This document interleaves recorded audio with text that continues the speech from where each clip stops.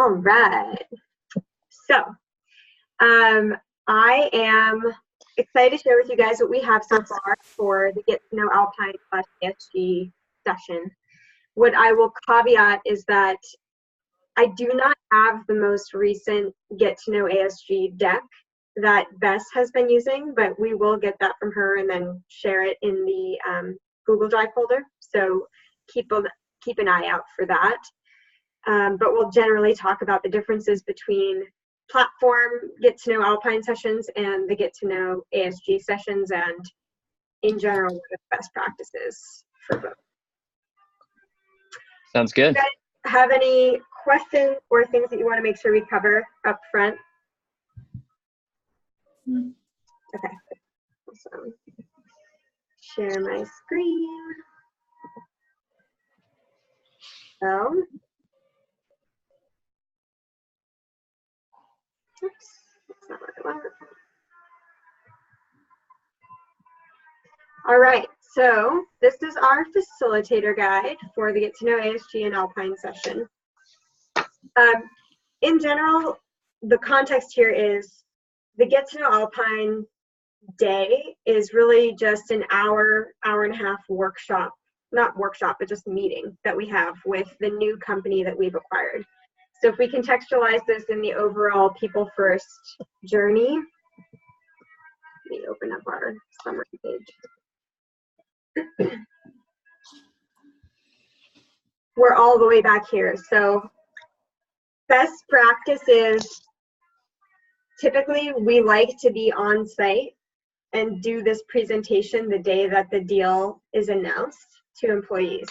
And we use this session as the way to communicate that information to them and to create a really soft landing for the CEO, as well as an introduction for the People First Facilitator, and an introduction to Alpine as a company. Now, that's not always what happens. Sometimes we will close the deal and then we'll want to wait a week or two before we get there on site.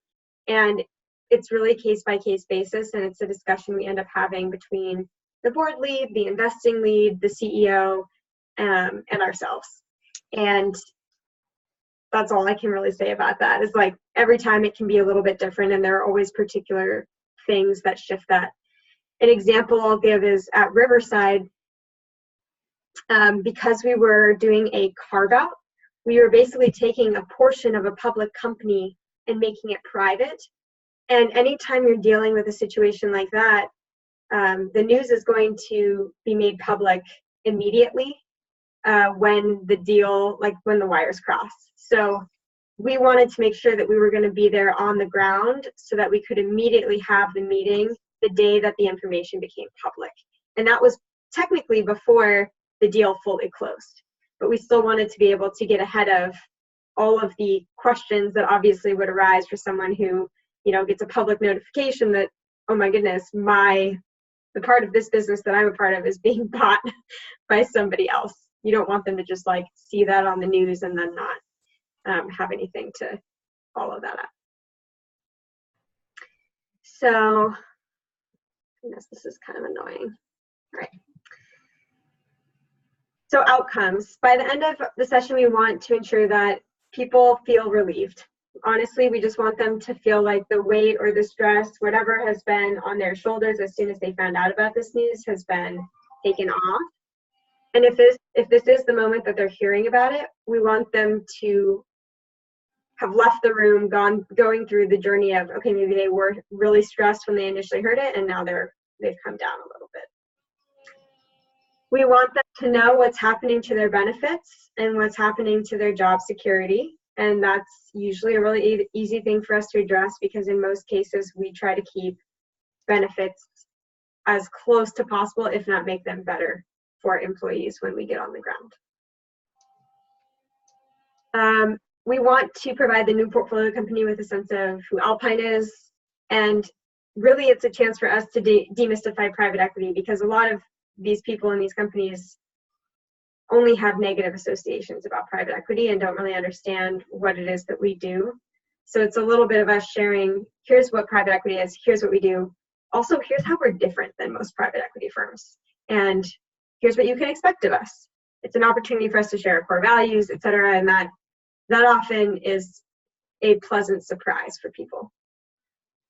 And then maybe most importantly, this is your first chance as the people first facilitator and to make an impression on people and to start to build relationships, both with the CEO in person as well as with the employees of the portfolio company on the ground. Any questions on outcomes? Is this, Aaron, is this, who is in attendance for this meeting? Is it just a people first facilitator, or is it could it be a variance of people depending on the situation? So it's the whole company ideally, and then the CEO, the CEO is definitely there presenting. We love to have the people first facilitator there in person.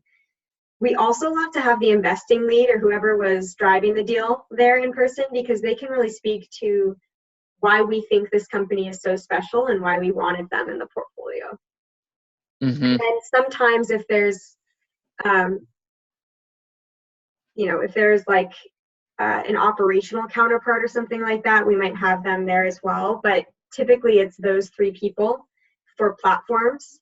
And then on the ASG side, it would be Bess, who is the one you have met on the operation side, plus our people first facilitator and the CEO. And the CEO, I'm going to just put this in the no stupid questions category. The CEO, is that someone that you have that is new to the entire group, or like is it a CEO in training turned CEO, or is it the current CEO of a company? That's a great question. So it's when I say CEO, I'm talking about the new CEO coming in. So we definitely want that person to be there on the ground. Oftentimes, the founder or whoever will be transitioning out will be there too. So when I say whole company, I mean like everybody who's currently in the company is there, and we'll have the founder plus the new CEO kind of co-owning the message together.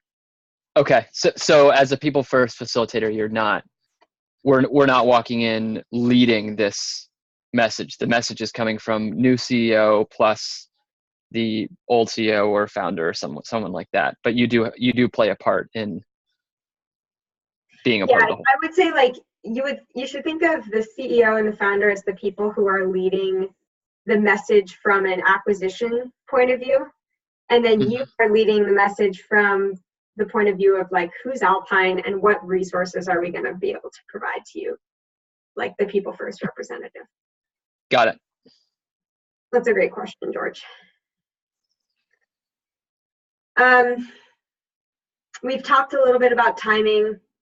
If you are going to do this presentation after the deal closes, there's an opportunity for you to send a note out that says, hey, please submit questions in advance so that you can collect some of those from people before the meeting happens and the CEO has some time to read through those.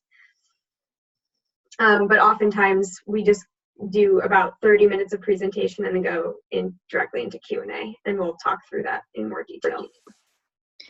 Hey, Erin. One thing that Julie mentioned, which sounds like a good idea, so just kind of wanted to bring it up here, was getting in the day before and going to dinner with the CEO and maybe some other key players, because I could imagine that it might be a little challenging to meet the CEO in that meeting, and there's probably some relationship work to do before you walk in.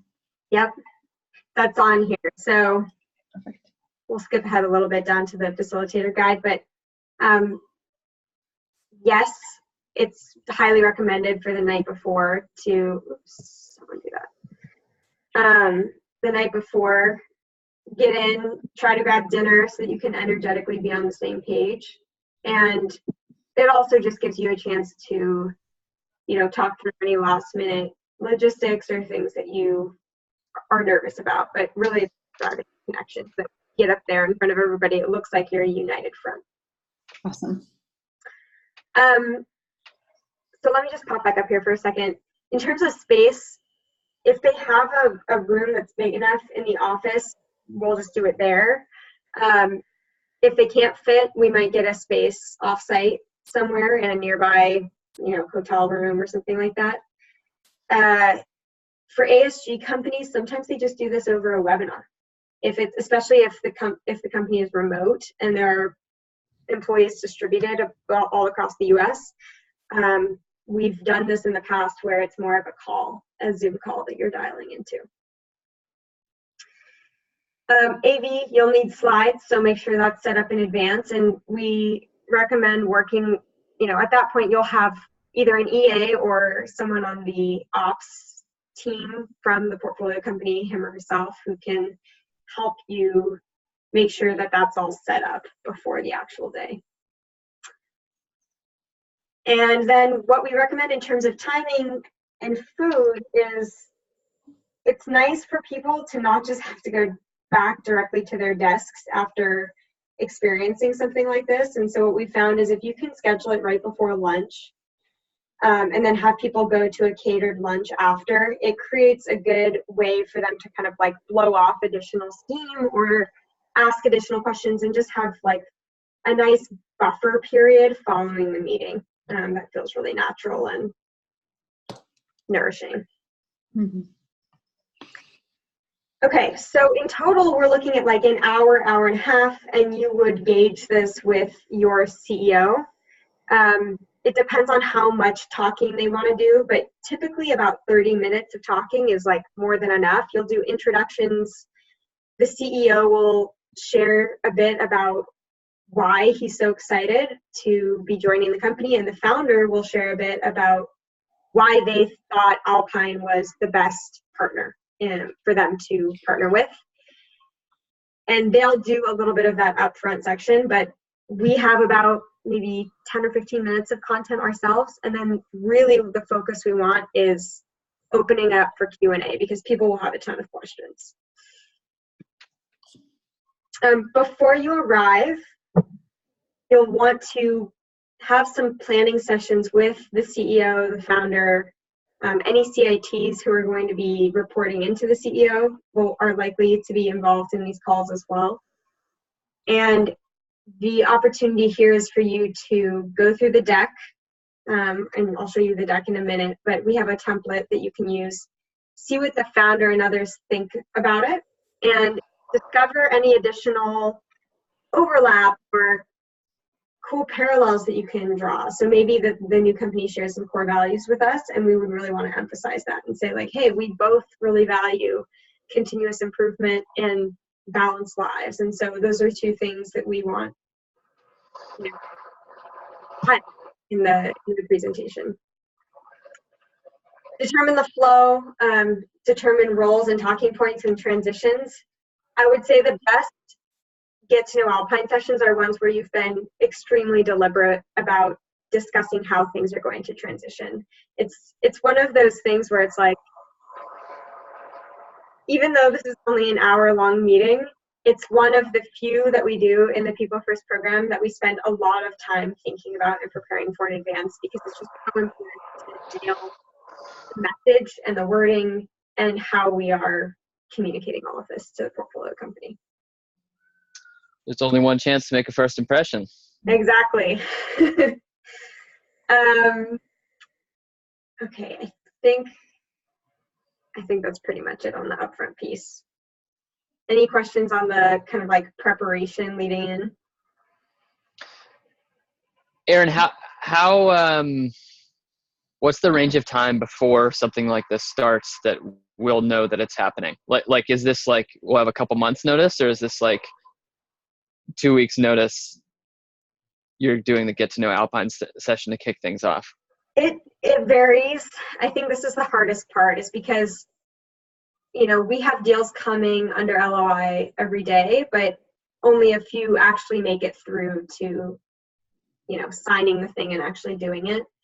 I'm attending the investing meetings, which are bi-weekly, and so I have a sense of what's in the pipeline and what's potentially going to close. But especially with ASG, these things can happen really rapidly, and so you might only have a week or two in advance to put together. Got it. Hence also the Zoom meetings, I imagine, for ASG companies as well. Exactly. Yeah. Okay.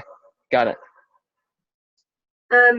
That's not to say that the opposite doesn't happen as well. Like Transcendent, which is the company Lisa is owning, we already know, we have pretty good certainty that it's closing on July 1st.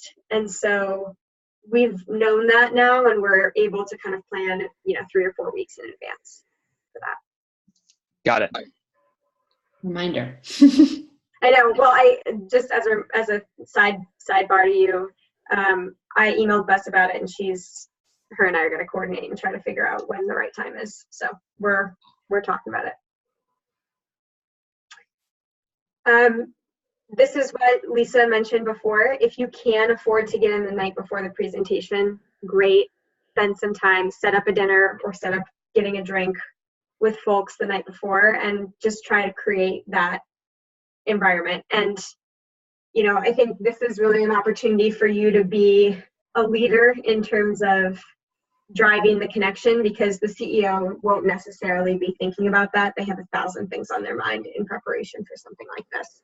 And you can just tell them that, all the reasons that are listed here, like, we found this is really helpful for us showing up as a united front and looking like a really cohesive team. And it's also an informal way for you to continue chatting through, hey, if we get a question about this, what do we want our united front answer to be to something like that. Once you're on site, leave yourself at least a half hour to prep. I would say better safe than sorry, but get there early. Make sure your laptop works in terms of just presenting slides. If you're using a microphone, just make sure all of that stuff works. Most of our portfolio companies are small enough that I doubt you'd be using a microphone, but when we did this at Riverside, 200 plus people, and so you're in a bigger room, and we had more of a robust AV situation set up. This is a bit of a weedy question, but I think it's kind of relevant, which is, you said, we'll have an executive assistant to help set things up. Does that mean that person is kind of in the know about what's happening? So that's a great question. And none of these questions are stupid, by the way. I think these are wonderful questions. So it depends. Typically at the point where we are very certain the deal is going to close when we're planning something like this, they will have at least one executive assistant or somebody who's in the know about this happening.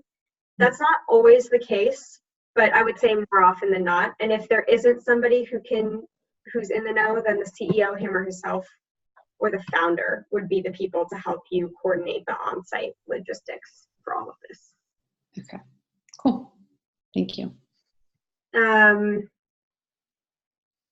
So yeah, I'm going to take you guys through the actual presentation, but it's about 30 minutes of presentation, 30 minutes of Q&A, and then we close it out, send people to lunch, and it's great for you to stay there with people over lunch and just have, casual conversations, get to know people, ask them questions about their role and what they're excited about and what they're worried about or whatever. And, you use all of your great interpersonal coaching skills, and it's just, I think it gets people feeling a lot more at ease to have someone like you in the room.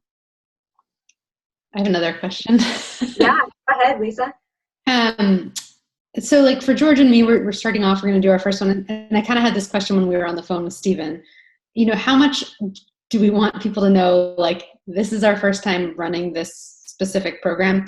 Because I could imagine in a lunch situation, someone's like, oh, well, how many other companies have you done this with? Or what happens here? And there's a level of yes, we want to show competence and we've done this type of work before, but given even our second time around, how much are we transparent about that versus kind of guidance there would be helpful? I mean, ultimately it's a personal choice. I think if I were in your shoes, I would say something along the lines of, my professional background is in XYZ. I've worked in a company like you for several years doing these roles. I found a passion for this type of work. I've now been running my own consulting practice and thing for several years.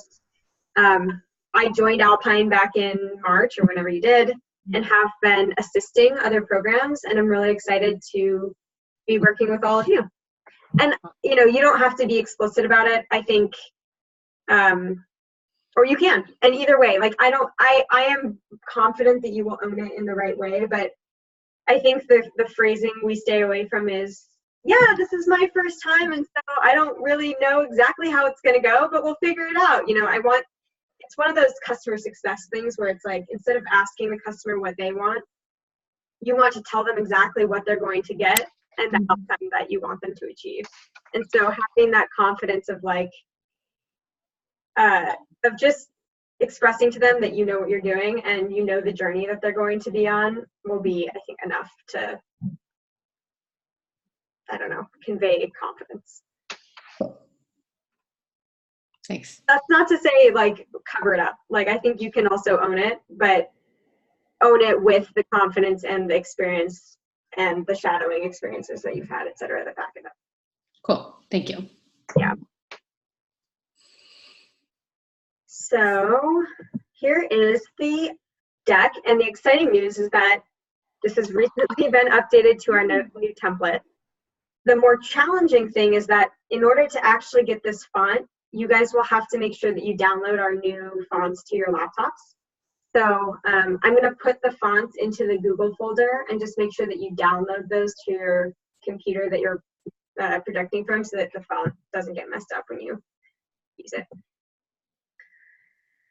Julia Winston, our lovely leader, put this together a couple of years ago, and I really love it because when you think about our audience, these folks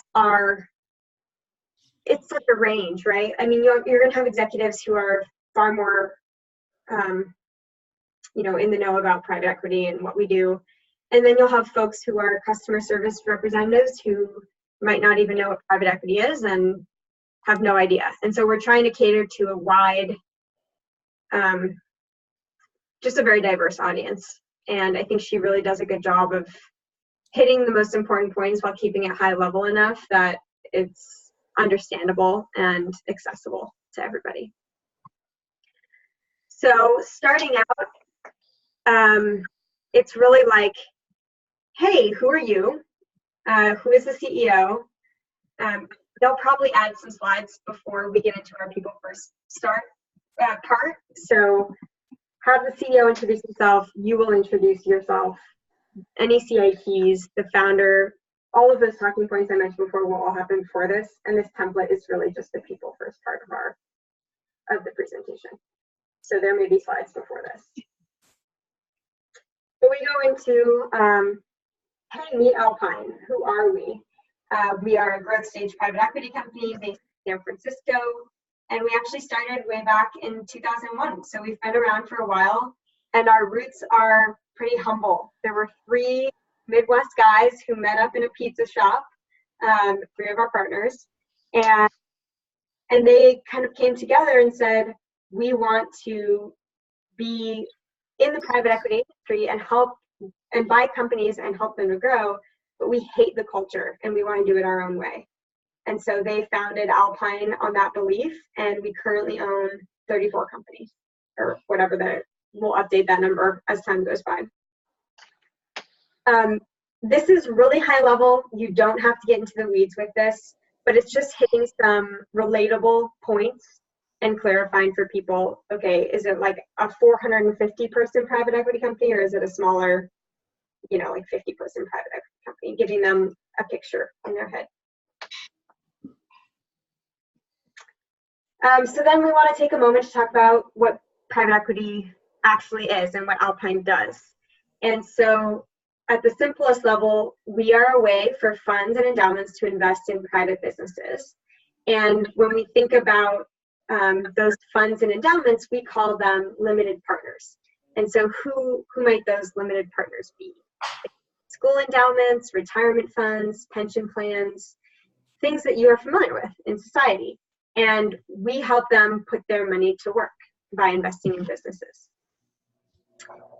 We have a responsibility to therefore support purpose-driven companies with a compelling growth potential.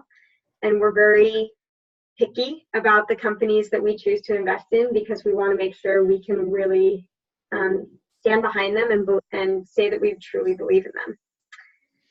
And finally, an important step in the life cycle, we are playing an important step in the life cycle of a growing company. So we know that you are in a growth stage, and we want to be able to help you with support and tools throughout that period of your life, so that you can grow into an even larger and more successful business. We love this photo. There's a little circle around Graham Weaver, but this is an opportunity for you to tell a little bit of the story and just like get people laughing a little bit. So Graham Weaver, our founder and our CEO, loves working in finance but hated the culture. So he decided to build this firm and culture based on the belief that you can teach people private equity, but you can't teach people values. And so our company has been founded on the belief that we need to hire on attributes, not on experience.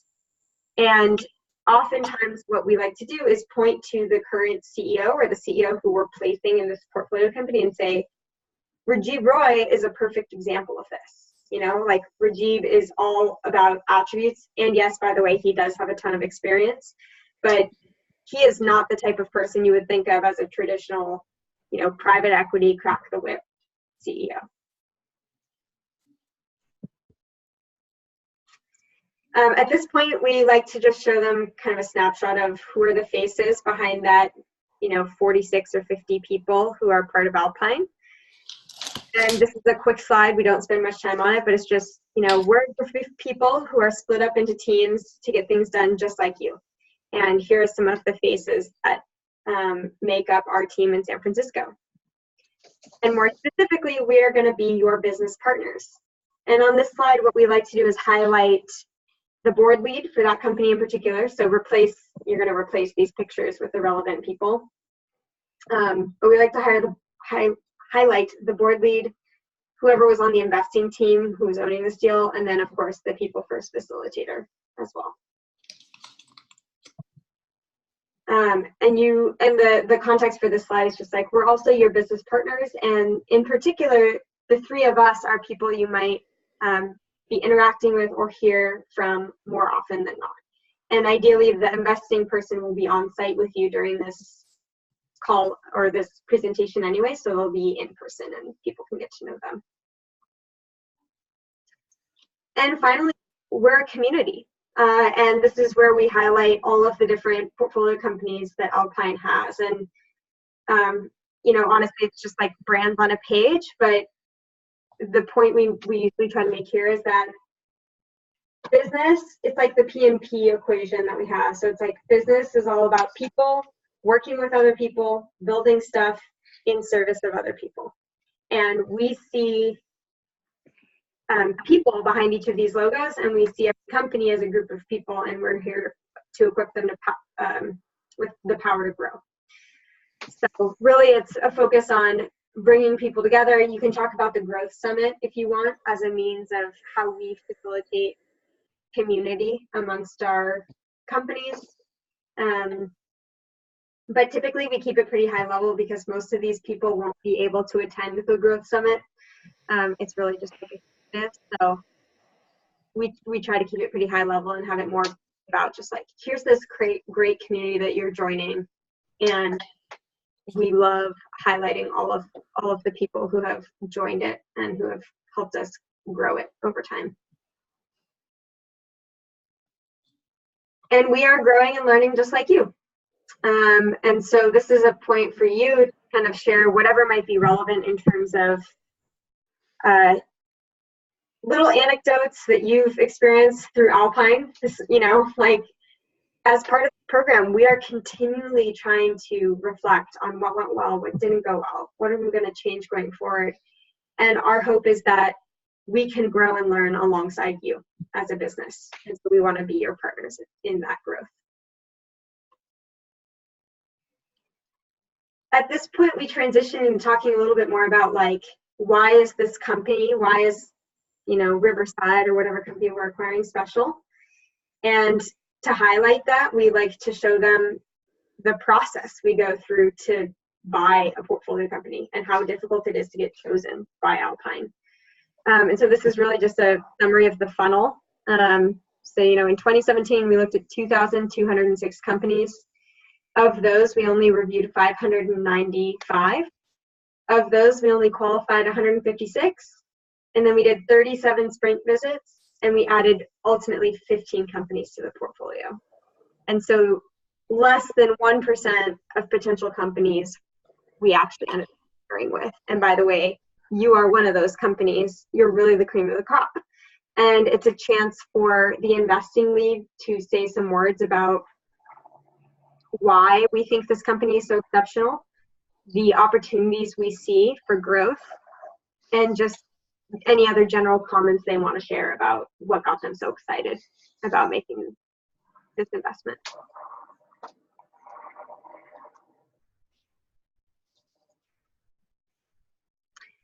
At that point, we talked to them about the partnership promise, and I love this part because it's so easy to like stand behind and rally behind. And the story here is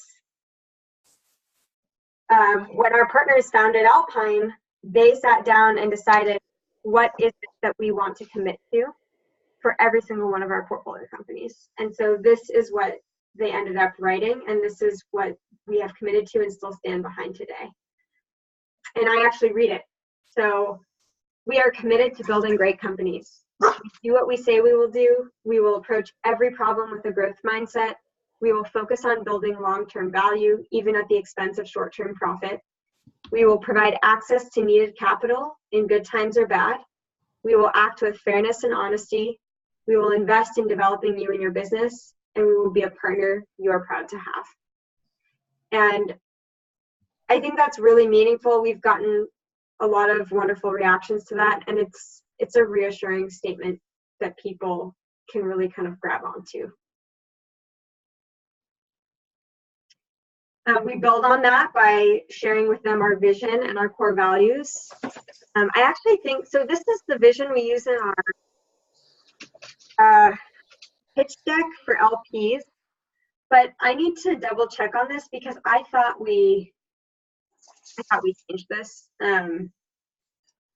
So I will double check on it, but the core values are updated, and you guys are, I think, familiar with all of those, so I won't spend too much time on this slide, but it's a chance for you to share if there are any pairings between you and what the company values. Definitely highlight that, and just use this as a way to tell them, like, this is how we're going to show up for you, and these are the things we believe in, and this is what we want to help cultivate for you in your role in the company. Then we get more specific on people first. And so we talk about people first as the philosophy. It's both our strategy and a guiding philosophy. And people first rest on the fundamental belief that the key to success is working with, learning from, and developing exceptional people.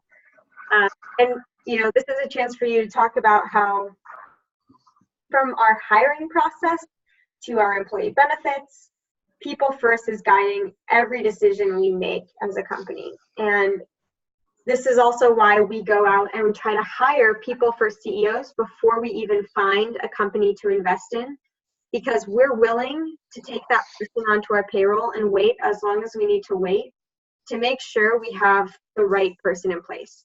We never want to be in a position where we have to feel pressured to make a hire just because we're trying to fill a seat quickly. And we get around that by, putting the person in front of the company, and let us do extremely great partnerships.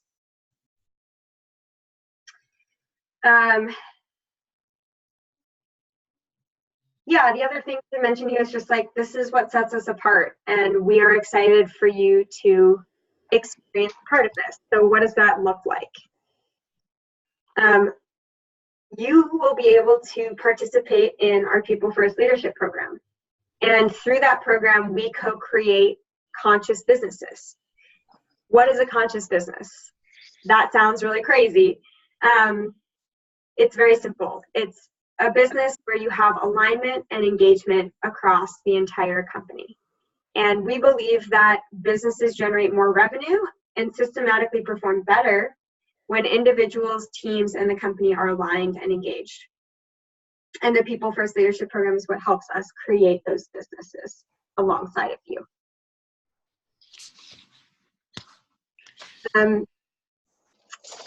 This gives a little bit more of like a taste, something that gets, it's not super concrete, but it gives them a little bit more structure to what they can expect. And so you're really trying to summarize the idea that we're going to start at the individual level and help you define your personal vision and mission and coach you on your goals, and then work at the team level to provide training and help teams work together at their best, and then at the company level, facilitate alignment around the vision, the strategy, and goals, and leave you with a system that's self-sustaining in terms of a rhythm for continuous improvement.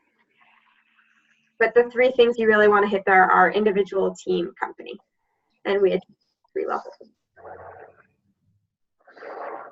And then finally, the thing that's nice to leave them with is, you know, we continue to invest in the People First Leadership Program as we grow. And so you will continually benefit from the additional resources and work that we're putting in behind the scenes. And we're excited to bring that to you over time. You can plug in and pull out any of these slides as you want. Some of them may feel too in the weeds.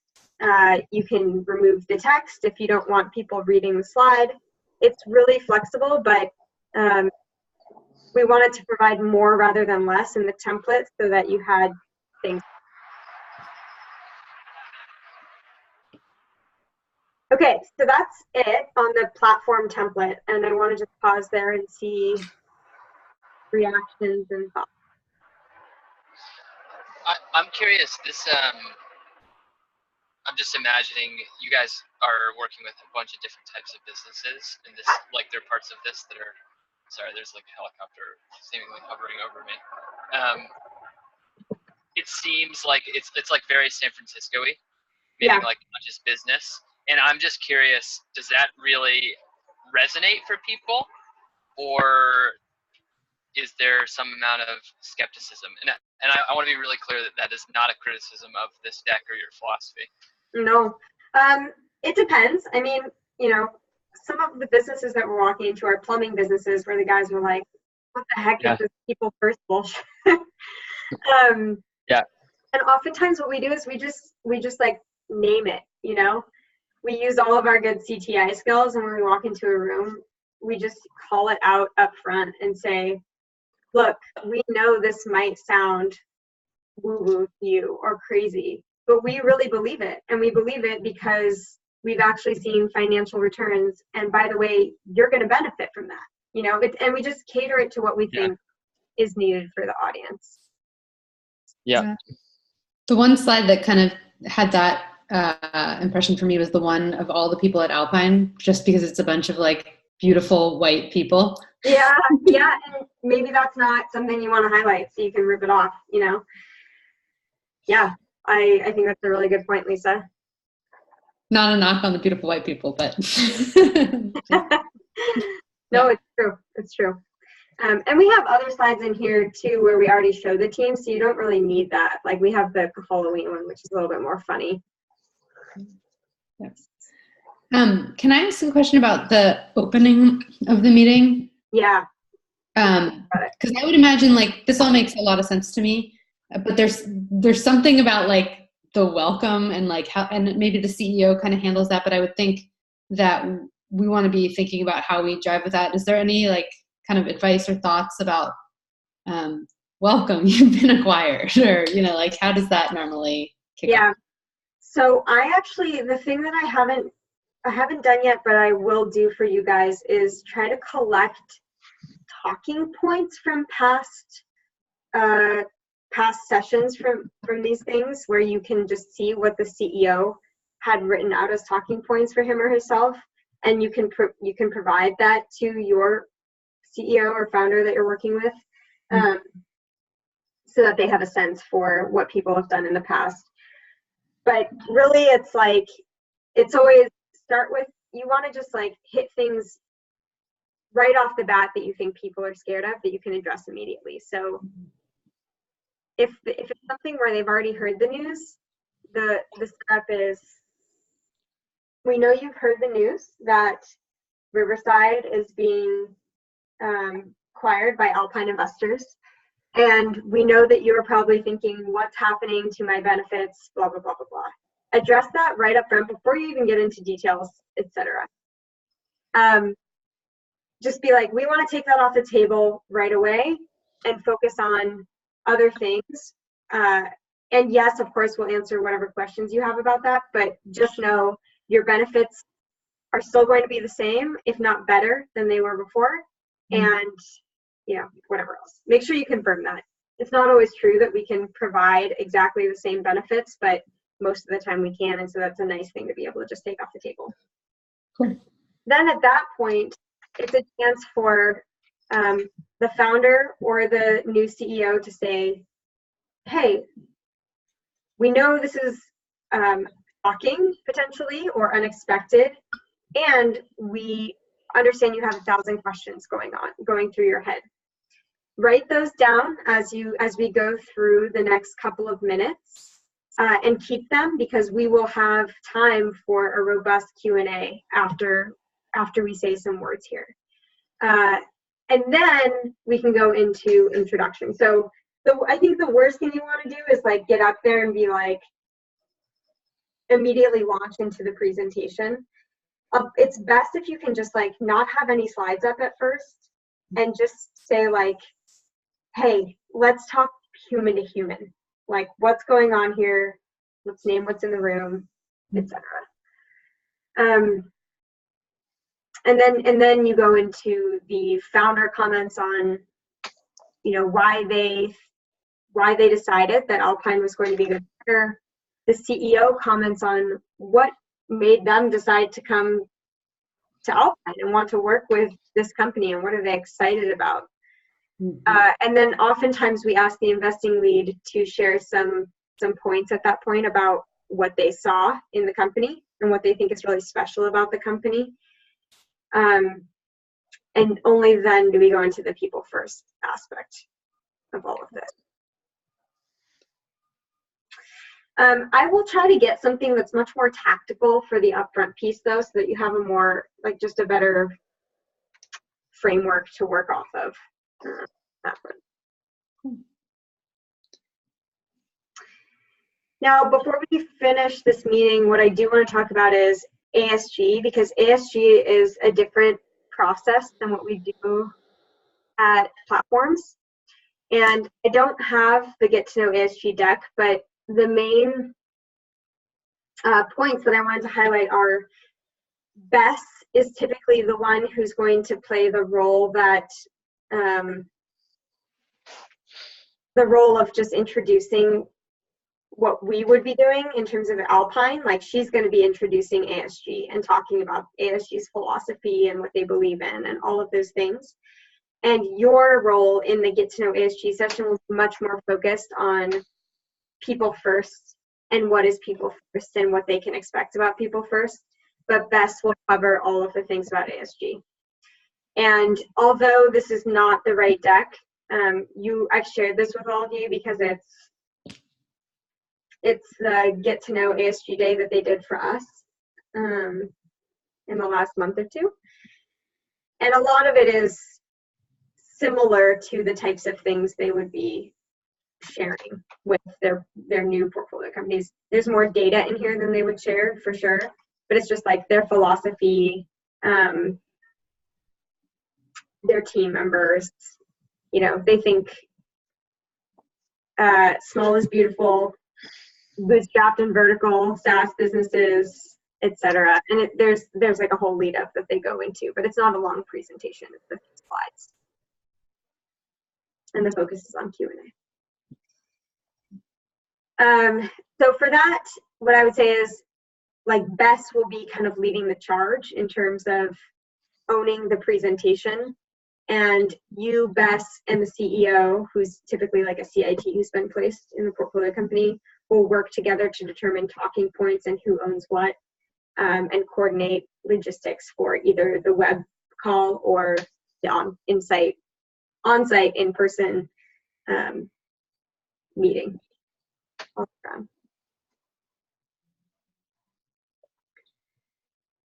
Any questions on that piece? I don't think so.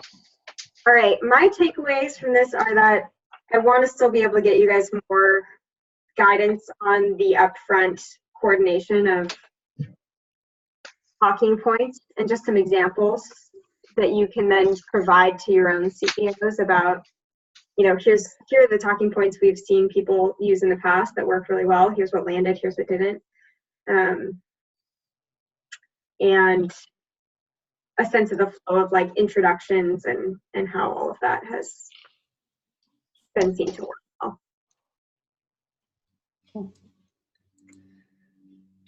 I'm also really open to you guys. I'm also really open to you guys suggesting additional edits to the deck, or if there are things that you think would be good for us to cover that aren't in there,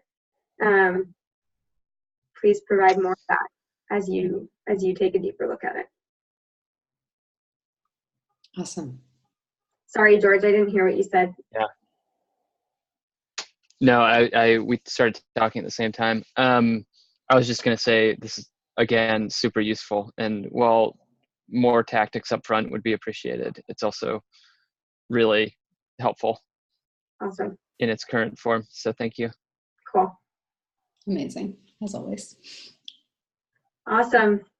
Well, more tactics to come. But I'm glad we were able to cover this. I know in the invite for today's session, it said we were also going to cover the field update and the readiness assessment, but we covered those last time. So if there are any residual questions from those, just follow up with me individually. But I think we should be pretty good to go. Awesome. Great. Thanks for tuning in, you guys. Thank you, Erin. Of course. Thanks for leading us through it, Erin. All right. I'll talk to you soon. Happy Friday. Okay.